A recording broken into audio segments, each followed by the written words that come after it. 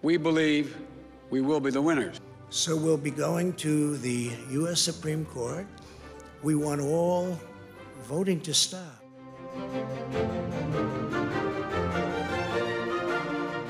문재인 대통령이 지금 진짜 머리가 아프실 겁니다.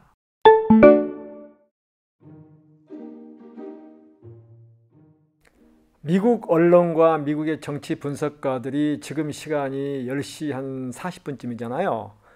이 시간 현재를 보면 네바다주가 그 선거인단 6명입니다. 그런 네바다주에서 지금 한 바이든 후보가 트럼프 대통령에 비해서 한 0.5%포인트가량 앞서고 있으니까 이 결과대로 선거 결과가 이어진다 그러면 270석이 됩니다. 따라서 선거인단 270명을 확보하니까 대통령은 바이든 후보가 될 가능성이 농후하다. 지금 트럼프 대통령은 바이든의 승리한 지역으로 평가되는 위스콘신주하고 미시간주, 이 네바다주까지 걸쳐서 소송을 제기해서 개표 중단을 지금 요구하려고 하는 그런 움직임을 취하고 있습니다. 미국 대통령 선거는 이 시간 현재 대혼전 그리고 혼란, 그에 따른 그 후유증이 아주 막심할 것으로 전망이 됩니다. 특히 트럼프 진영에서는 승복선언을 할 개연성이 전혀 없다고 지금 얘기하고 있어서 이 불복에 따른 이제 대법원 소송, 최악의 경우에는 미 의회까지 가서 대통령이 결정되는 이 초유의 사태가 발생할 소지가 다분하다, 이런 전망입니다. 2000년에 당시 조지 부시 공화당 후보와 엘고 민주당 당시 부통령 후보가 맞붙은 선거에서 문제의 플로리다 선거가 있습니다. 플로리다 지역에 제프 부시라고 부시 대통령 친동생이 주지사였거든요. 그때 개표를 해보니까 2000표를 사실 엘고 후보가 진 거예요. 이 플로리다를 누가 이기냐에 따라 대통령이 되고 안 되고 이런 상황이 있는데, 그래서 엘고가 바로 재검표를 요구해서 재검표해보니까 537표 차로 또 고가 졌습니다. 이걸 가지고 다시 대법원에 갔어요. 대법원에서 5대4로 기각을 시켜버렸어요. 그래서 바로 승복선언을 했습니다. 만약에 승복선언을 않고 그걸 계속 끌고 갔으면 미국의 대통령 선거가 계속되고 부시 대통령의 취임식이 지연되는 사태가 발생할 수 있어요. 그런 적이 언제 있었냐면 1932년 당시 이제 미국의 대공황 사태가 이제 왔을 때 후보 공화당 대통령이 우리가 잘 알던 루스벨트 민주당 후보에게 압도적으로 졌는데 대통령 권력을 이양하지 않은 거예요. 그때는 사실 이듬해 3월까지 계속해서 취임을 방해하면서 이런 조치를 취하면서 미국이 그 이후에 1월 22일 날로 취임식을 딱 못 봐왔단 말이에요. 우리가 사실 이런 말을 입에 담기는 참으로 그렇지만 시쳇말로 개차반이다 이렇게 얘기하잖아요. 그런데 그건 좀 심한 말이고 장사치다. 트럼프 대통령은 장사하듯이, 다시 말해서 리얼리티 쇼를 진행하듯이 미국 대통령직을 수행해서, 이번 미국 대통령은 트럼프 대 사실 반 트럼프였고 트럼프가 싫어서 어찌할 수 없이 바이든 민주당 후보를 찍은 사람들이 되게 많거든요. 그렇다고 보면 트럼프 대통령의 성향도 그렇고, 트럼프 대통령은 미국 대통령을 끝마치는 순간 트럼프 기업이 파산 지경에 처한다는 게 미국의 경제 전문가들의 얘기입니다. 더 나아가서 사법 처리를 받을 개연성이 높기 때문에 트럼프 대통령은 어떤 수단과 방법을 써서라도 바이든 후보의 당선 확정 그리고 대통령 취임을 막을 때까지는 막아보려고 하지 않을까, 그렇게 판단할 수가 있습니다. 사실 미국을 움직이는 공화 보수 양 진영의 그 언론 그룹이나 그 좀 의식 있는 그룹들이 사실 워싱턴의 따리를 계속해서 틀고 정치를 주무르고 있는 세력들이 있거든요. 그런데 이제 상원과 그 하원의 의회가 이제 곧 또 구성이 됩니다. 그러다 보면 이 사람들이 아마 중재에 나서지 않을까. 그리고 미국의 대법원이 그렇게 형편없는 조직이 아니에요. 아주 때로는 합리적이고 때로는 그 자기 극단 진영에 치우치는 판결을 하기도 하지만 국가를 우선시하는 판결을 많이 하더라고요. 그리고 미국의 언론들로 인해서 아마, 그리고 미국 기업들이 이 혼란 사태를 빨리 끝내라고 아마 계속해서 요구를 하면 트럼프든 바이든이든 그래 마냥 시간은 끌 수 없을 것입니다. 대통령 취임식이 2021년 1월 20일로 못 박아졌거든요. 그러니까 그때까지는 아마 어느 정도 가닥이 잡히지 않을까, 그렇게 추정할 수가 있겠죠. 미국이 자유와 인권을 되게 중시한 나라잖아요. 근데 인권은 사실 가장 형편없는 세계 민주주의 국가 중에 하나 나라입니다. 여전히 사실 흑인 차별 그리고 우리 아시아인들 차별의식이 되게 강합니다. 그건 인간의 속성이기도 해요. 그게 맞는데 자유의지가 너무 강하다 보니까 코로나를 아무리 중앙정부나 지방정부가 통제하고 마스크 착용을 강요해도 듣지 않는 거예요. 왜냐? 내 인생 내가 살 텐데 내 멋대로 왜 관여하느냐. 그러다 보니까 그리고 통제가 잘 안 되고 그런 부분에서는 협력이 잘 안 돼요. 문화 자체가 다릅니다. 그럼에도 불구하고 미국이 세계를 사실 지배는 아니지만 끌고 가는 로마 이후의 최강대국인 것은 맞습니다. 다시 말해서 미국이 가진 장점들이 너무 많아요. 그런데 그 이면에 숨겨진 부작용이나 그 단점 같은 부분들이 이 선거나 코로나 사태를 통해서 다 노정해 버린 거죠.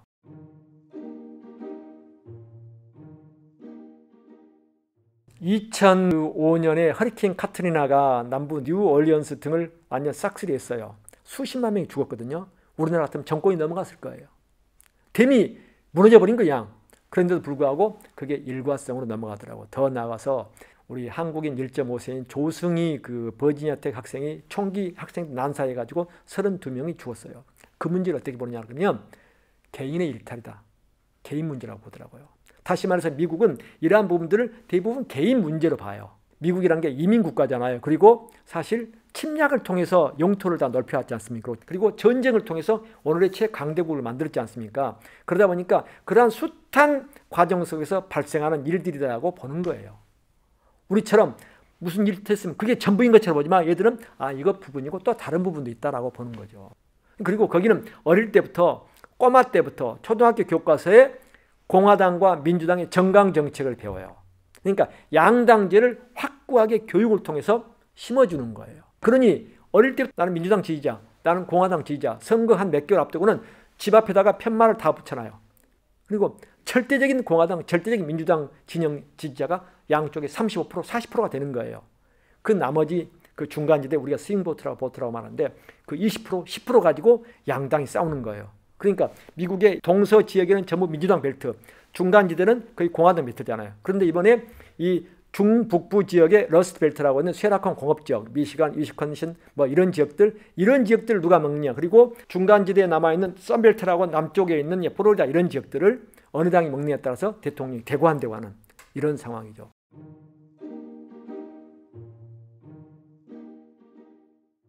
이번 대선 진행 과정과 결과가 아직 나오지 확정되지 못한 과정을 보면서 미국의 세계의 위상과 지위가 이제 소멸돼 가는 게 아니냐라고 볼 수도 있어요. 그건 이미 20, 30년 전에 이미 시작이 됐어요.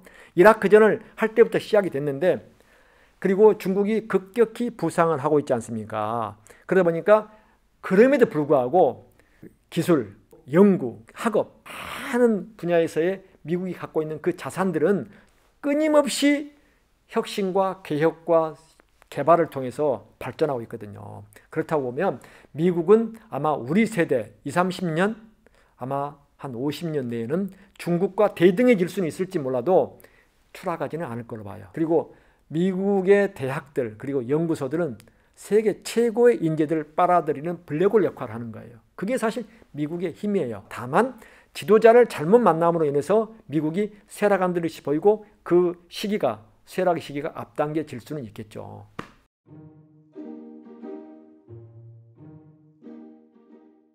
국내 정치에서는 상당 부분 다를 겁니다.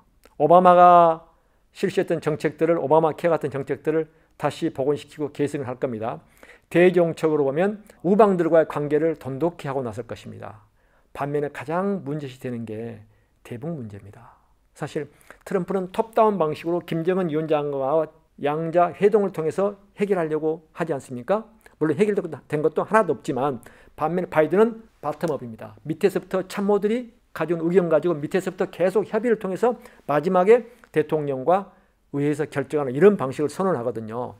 더 중요한 것은 미국 민주당의 대북 정책은 북한에 대한 무시입니다.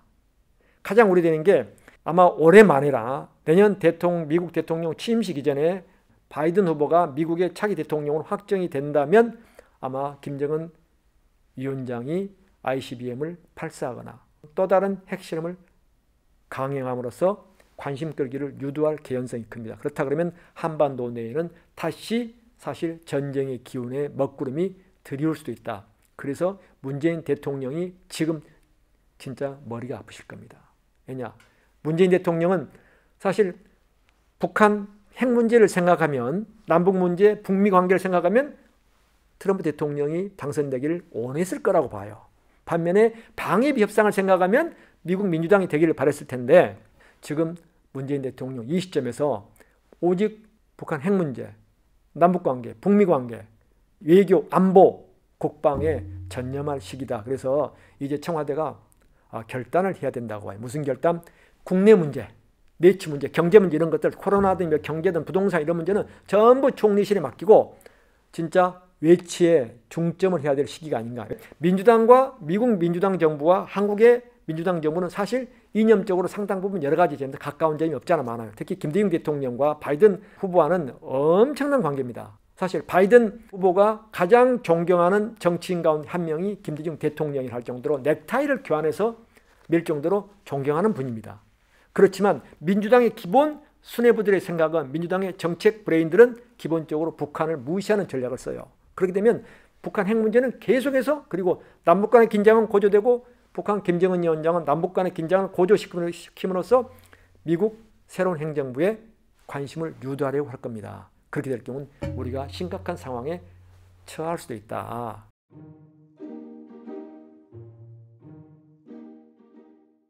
지금 미국 국민들이 중국을 때려라, 중국에 압력을 넣어서 중국의 부상을 막으라는 게 미국 국민들의 거의 여론입니다. 그래서 바이든 행정부도 중국 때리기, 중국과의 그 미중 경제 이런 갈등 그리고 무역 전쟁은 피하기 어려울 것이다. 다만 바이든 후보의 성향으로 볼 때 중국과의 그래도 정치적인 관계 이런 부분에서는 상당히 우호적인 관계를 맺지 않을까. 중국은 내심 바이든 후보가 되기를 아주 학수고대하고 있을 겁니다.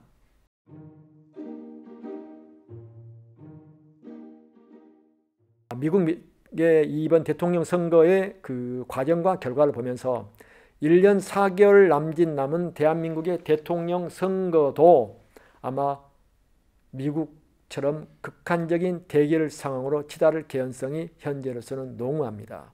양 진영을 대변하는 세력들, 특히 지금 이 문재인 정부가 어떤 이유가 됐든 조국 사태 이후에 지금까지 보여준 그 행태는 친문 진영과 진보 쪽의 극단적인 분들을 위주로 하는 정책을 계속해서 펴고 있기 때문에 그에 반발하는 이 야권의 진영이 합쳐질 개연성이 있거든요. 다시 말해서 내년 서울시장 선거 때부터 안철수 국민의당 대표가 만약에 후보가 된다면 야권이 연대가 되는 겁니다. 서울시장 선거 때부터 사실 민주당은 되게 어려워질 겁니다. 그러면 그 흐름이 2022년 3월 9일 대통령 선거까지 이어질 것이기 때문에 대한민국의 2022년 3월 9일 대통령 선거도 초접전, 초박빙, 대립과 인신공격, 그리고 심하게 말하면 혼돈의 상황도 전개될 개연성이 있다. 다만 대한민국 국민들은 지적 수준이나 배려심이 높기 때문에 뭐 폭력이나 이런 건 나타나지 않을 겁니다. 다만 극단적인 대립과 격렬한 뭉침 현상이 대한민국을 확연히 갈아놓을 겁니다. 그래서 차기 대통령은 이걸 해결할 수 있는 진짜 화평과 화합의 대통령이 나와야만 우리나라를 그야말로 위상제고와 함께 한두 단계 업그레이드 시키지 않을까, 그런 생각과 고언을 진짜 드립니다.